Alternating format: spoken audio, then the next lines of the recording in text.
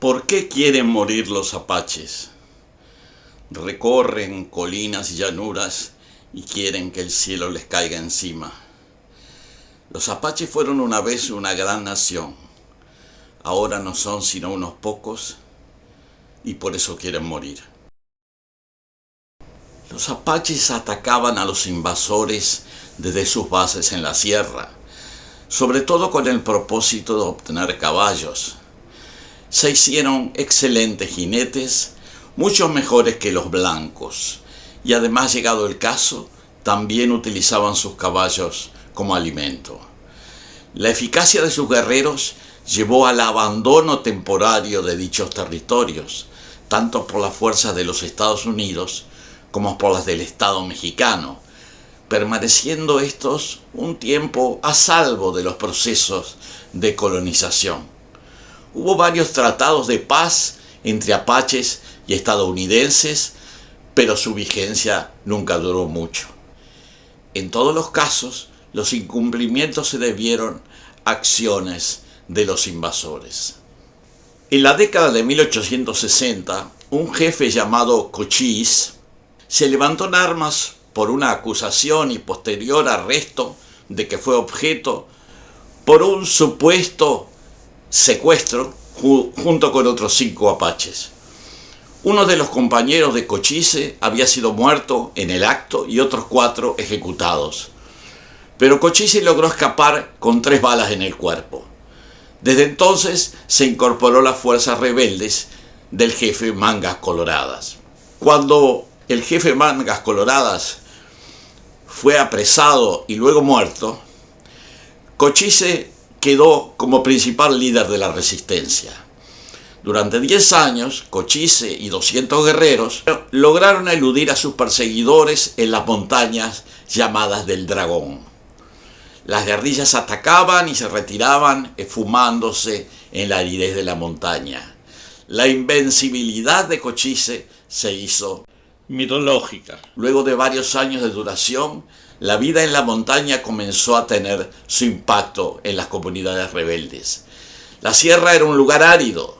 Los escasos cultivos posibles en este ambiente eran destruidos sistemáticamente por las fuerzas del gobierno. Los veranos eran cálidos y secos y los inviernos fríos. En septiembre de 1872, agotados por el hambre y el cansancio, los apaches de Cochise se vieron obligados a aceptar una propuesta del gobierno de los Estados Unidos que les ofrecía territorio para su establecimiento pacífico. Cochise no tenía razones para confiar en la palabra de los estadounidenses, que habían dado pruebas de su falsedad en tantas oportunidades. De todas maneras, para acabar las penurias de su gente, decidió bajar de la montaña para integrarse a la reserva propuesta. Aunque su oportunidad expresó su sentimiento real, no creo que usted cumpla su palabra de mantener la paz.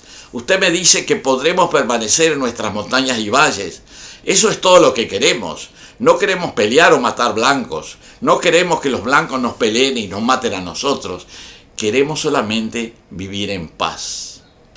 Tal como lo previera Cochise, algunos meses más tarde de firmar el tratado, el mismo fue violado como otros cientos de veces anteriormente. Las autoridades de los Estados Unidos ordenaron el traslado de los apaches reducidos a una nueva reserva inadecuada y pobre en Nuevo México, en la localidad de Tularosa, provocando un levantamiento de Cochise y los suyos. En los hechos, Cochise murió el año siguiente, el 8 de junio de 1874, quedando el liderazgo en manos de una nueva generación de jefes. En un ataque de los apaches chiricahuas a una hacienda de Encinitas en Chihuahua, en México, en marzo de 1849, los atacantes se llevaron un niño de 6 años de nombre Pedro Cedillo. Como ocurriera en otros casos similares, el niño fue adoptado por los apaches y criado en una toldería de acuerdo a las costumbres de este pueblo. Con el tiempo se habría de transformar en un importante guerrero y jefe. Victorio fue quien acaudilló las fuerzas apaches frente a las continuas agresiones de los Estados Unidos y de México, luego de la muerte de Cochise. En ese momento los apaches estaban siendo presionados por los mexicanos, que los atacaban desde el sur. La batalla principal tuvo lugar el 14 de octubre de 1880.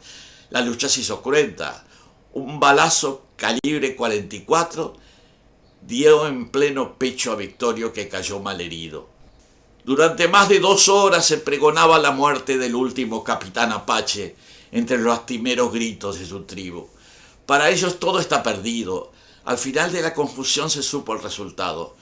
Los guerreros quedaron muertos, amontonados entre los peñascos, quedando solo 2 de ellos en una cueva. A estos los entretuvieron más de 2 horas para lograr matarlos, porque no quisieron rendirse, a pesar de haberles ofrecido el perdón de sus vidas. Se le recogieron 78 cabelleras, de las cuales 62 de indios guerreros y el resto de mujeres y 3 muchachos. Hubo 68 prisioneros entre mujeres y niños. Como resultado de la batalla murieron los 2 principales líderes y un centenar de hombres, mujeres y niños. Fue un duro golpe para las aspiraciones de supervivencia de la resistencia apache, pero la lucha todavía no había terminado.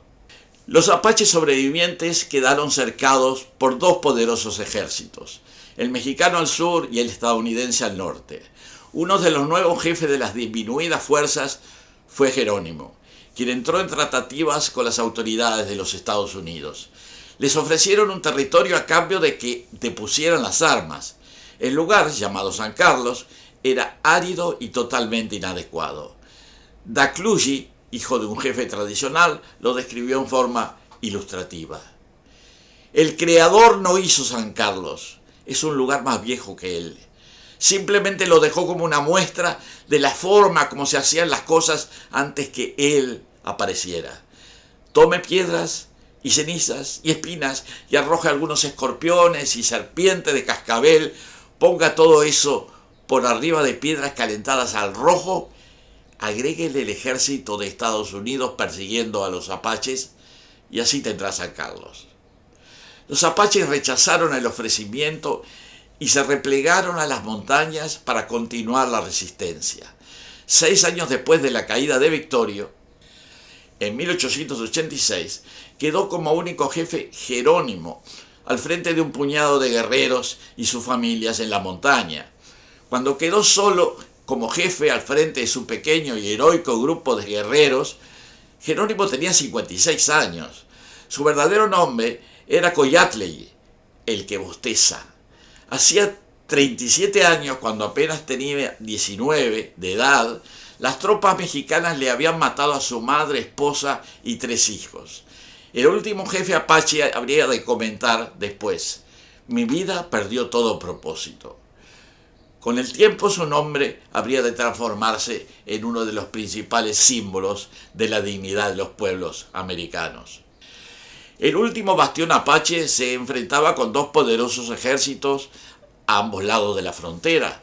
Eran solo 17 guerreros con sus familias. Estaban rodeados por 5.000 soldados y miles de milicianos civiles del lado de los Estados Unidos y 3.000 soldados mexicanos del lado de México. A pesar de la situación desigual, los apaches continuaron su lucha. En aquel tiempo, Jerónimo tenía también a Lozen, conocida como la mujer guerrera. Jerónimo se veía debilitado, también por la presencia de mujeres y niños que debían ser defendidos y alimentados. Nadie nunca capturó a Jerónimo. Yo lo sé, dijo Dakluji. Yo estaba con él. De todas maneras, ¿quién puede capturar el viento? La rendición de Jerónimo tuvo lugar en 1886. La lucha perdió todo sentido al haber sido secuestrados y trasladados sus mujeres y niños. Quedaba tan solo un puñado de hombres en la montaña, sin esperanza de sobrevivencia. Jerónimo se rindió al general Nelson Miles de los Estados Unidos el 3 de octubre de 1886. con la promesa de que sería liberado en 2 años y se le permitiría vivir en paz en su reserva. Otra vez se incumplieron las promesas. Jerónimo fue mantenido en prisión por 23 años. Murió en 1909, todavía cautivo. De esta manera habría de terminar la resistencia armada de esta nación heroica.